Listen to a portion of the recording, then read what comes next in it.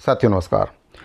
मध्य प्रदेश सरकार की कैबिनेट बैठक को लेकर इस वक्त की बहुत बड़ी जानकारी मिल रही है। कैबिनेट की बैठक में कई बड़े प्रस्तावों को लेकर मोहर लगाई गई है और जिन प्रस्तावों पर कैबिनेट की बैठक में मोहर लगी है उसके बारे में आपको विस्तार से इस वीडियो के माध्यम से जानकारी दूंगा। किसानों, कर्मचारियों, बेरोजगारों, महिलाओं और युवाओं को क्या कुछ सौगात इस कैबिनेट की बैठक में दी गई है, इससे संबंधित पूरी जानकारी आपको इस वीडियो में मिलेगी।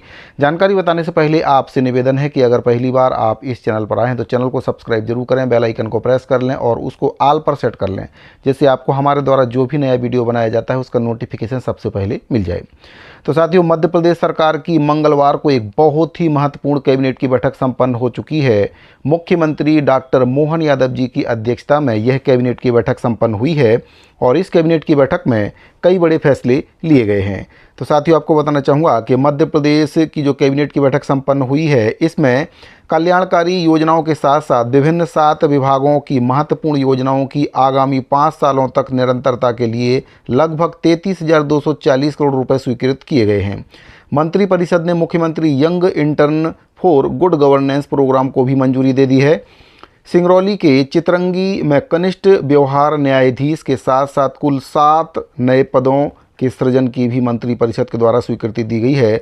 मंत्रिपरिषद ने मैहर, कैमूर जिला कटनी और निमरानी जिला खरगोन में कर्मचारी राज्य बीमा निगम के 3 औषधालय खोलने के साथ साथ चिकित्सक और पैरामेडिकल स्टाफ के 51 पदों के सृजन की स्वीकृति दे दी है। मंत्रिपरिषद के द्वारा मुख्यमंत्री young entrance for good governance programme को 3 वर्ष के लिए क्रियान्वयन के लिए लगभग 190 करोड़ रुपए स्वीकृत किए हैं। लोक सेवा प्रबंधन विभाग को अग्रिम कार्यवाही और प्रक्रिया निर्धारण कर नियमों और निर्देशों को जारी कर क्रियान्वयन के लिए अधिकृत किया गया है। इसके साथ ही निःशक्त जनों को लेकर भी कैबिनेट की बैठक में निर्णय हुआ है। मंत्रिपरिषद के द्वारा मध्य प्रदेश वृत्ति कर अधिनियम 1995 के अंतर्गत निःशक्त जन के वृत्ति कर से छूट को 31 मार्च 2030 तक निरंतर किए जाने की स्वीकृति दे दी है। मंत्रिपरिषद के द्वारा एक जिला एक उत्पाद परियोजना के अंतर्गत चयनित 7 जिलों में पारंपरिक और विशिष्ट उत्पाद के संरक्षण, विकास और विपणन के लिए आर्थिक सहायता उपलब्ध कराने के लिए अगले 5 वर्षों में 37.50 करोड़ रुपए की स्वीकृति प्रदान की गई है। इस परियोजना में चयनित 7 जिलों में सीधी जिले में दरी और कारपेट, दतिया में गुड़, अशोकनगर में चंदेरी, हथकरघा वस्त्र, भोपाल में जरी, जरदोजी और जूट उत्पाद जैसे पर्स आदि, धार में बाग प्रिंट, सीहोर में लकड़ी के खिलौने और उज्जैन में बटिक प्रिंट के आगामी 5 वर्षों के लिए 37.50 करोड़ रुपए की डीपीआर तैयार की गई है। इस परियोजना को स्थानीय शिल्पकारों, बुनकरों और कारीगरों को प्रशिक्षण, डिजिटलीकरण, ब्रांडिंग, विपणन और बाजार उपलब्धता जैसी सुविधाएं प्रदान की जाएंगी। यह परियोजना प्रदेश में स्थानीय उद्यमिता को बढ़ावा, रोजगार सृजन और ग्रामीण अर्थव्यवस्था के सशक्तिकरण की दिशा में एक महत्वपूर्ण कदम माना जा रहा है। मंत्रिपरिषद ने चितरंगी जिला सिंगरौली में व्यवहार न्यायालय की स्थापना के लिए व्यवहार न्यायाधीश कनिष्ठ खंड का एक नया पद और उनके कार्यालयीन अमले के लिए तृतीय एवं चतुर्थ श्रेणी के 6 नए पद के साथ साथ कुल 7 नए पदों का सृजन किए जाने की स्वीकृति प्रदान कर दी है। मंत्रिपरिषद ने भारत सरकार के कर्मचारी राज्य बीमा निगम के द्वारा मैहर, कैमूर और निमरानी में 3 नए औषधालय को खोलने और चिकित्सक और पैरामेडिकल स्टाफ के कुल 51 पदों को सृजन करने की जो स्वीकृति है वह प्रदान कर दी है। मैहर, कैमूर और निमरानी में 1 नए कर्मचारी राज्य बीमा औषधालय खोलने और नए पद सृजित करने की स्वीकृति प्रदान की गई है। इससे रजिस्टर्ड 15,686 श्रमिकों और उनके ऊपर आश्रित लगभग 62,744 परिजनों को बेहतर स्वास्थ्य सुविधाएं मिल सकेंगी। मंत्रिपरिषद के द्वारा निर्णय लिया गया है कि रिवेम्प्ड डिस्ट्रीब्यूशन सेक्टर स्कीम के अंतर्गत वितरण अधोसंरचना के उन्नयन और वितरण हानियों में कमी तथा वितरण प्रणाली सुदृढ़ीकरण और आधुनिकीकरण से संबंधित बुनियादी अधोसंरचना के निर्माण और विकास कार्यों के लिए प्राप्त केंद्रांश पर देय SGST की राशि राज्य की वितरण कंपनियों को राज्य शासन द्वारा अनुमोदन के स्थान पर अंश पूंजी के रूप में उपलब्ध कराई जाएगी। स्कीम के अंतर्गत माह नवंबर 2024 तक ऋण के रूप में प्रदत्त राशि 887 करोड़ 91 लाख रुपए को राज्य शासन के द्वारा वितरण कंपनियों को अंश पूंजी के रूप में प्रदान किए जाने का अनुमोदन किया गया है। विद्युत मंत्रालय भारत सरकार के द्वारा उपभोक्ताओं को गुणवत्तापूर्ण और विश्वसनीय विद्युत आपूर्ति के उद्देश्य से वित्तीय रूप से साध्य और परिचालन में दक्ष वितरण क्षेत्र विकसित करने के लिए रिवैम्प्ड डिस्ट्रीब्यूशन सेक्टर स्कीम लागू की गई है। योजना के अंतर्गत विद्युत अधोसंरचनात्मक कार्यों के लिए केंद्र शासन के द्वारा 60% अनुदान दिया जा रहा है और शेष 40% राशि राज्य शासन के द्वारा वितरण कंपनियों को अंश पूंजी के रूप में प्रदान की जा रही है।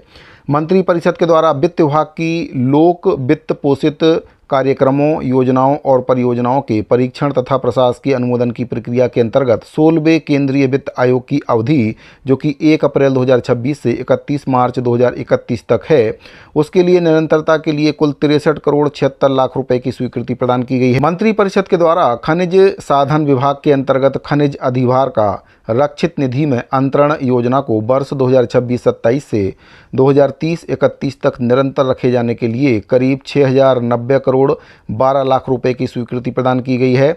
यह योजना खनिज साधन विभाग के अंतर्गत पूर्व से संचालित योजना पूर्णतः राज्य वित्त पोषित एवं भारित व्यय से संबंधित योजना है और इस राशि का उपयोग ग्रामीण क्षेत्रों, पिछड़े क्षेत्रों, ग्रामीण अवसंरचना, पेयजल आपूर्ति योजना और सड़क विकास कार्यक्रम के क्रियान्वयन के लिए किया जाएगा।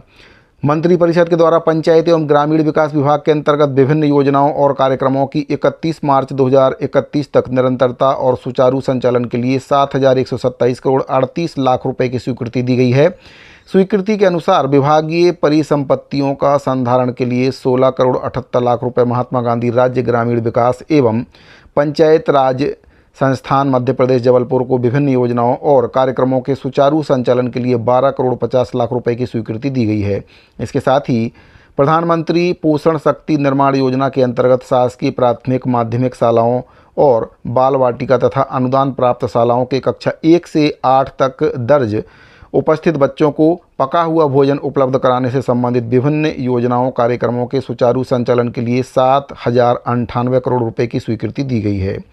अब बात करते हैं कि किस योजना में कितने खर्च की स्वीकृति दी गई है। तो मंत्रिपरिषद के द्वारा योजना आर्थिक एवं सांख्यिकी संचालनालय अंतर्गत संचालित 10 योजनाओं की 31 मार्च 2031 तक निरंतरता के लिए 2064 करोड़ 62 लाख रुपए की स्वीकृति प्रदान की गई है।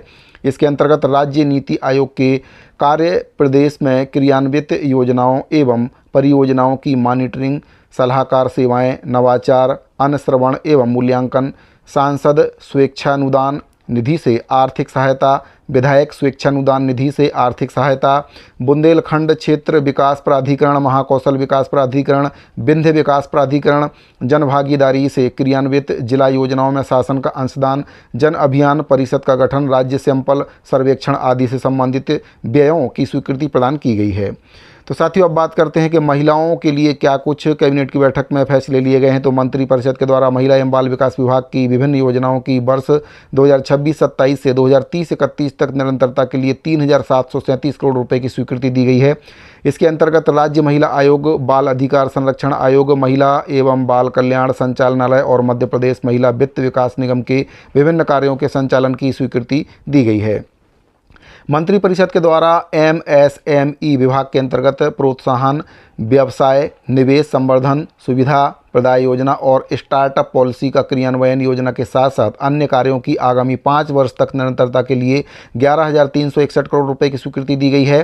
MSME प्रोत्साहन, व्यवसाय, निवेश संवर्धन, सुविधा प्रदाय योजना के अंतर्गत उद्योग विकास अनुदान, गुणवत्ता प्रमाणन के लिए सहायता, ऊर्जा लेखा परीक्षा के लिए सहायता, निर्यात के लिए सहायता, बीमार इकाइयों के पुनर्जीवन के लिए सहायता, सेक्टर विशेष के लिए विशेष पैकेज और चिन्हित सेवा क्षेत्र सहायता के लिए 10,041 करोड़ रुपए की स्वीकृति दी गई है।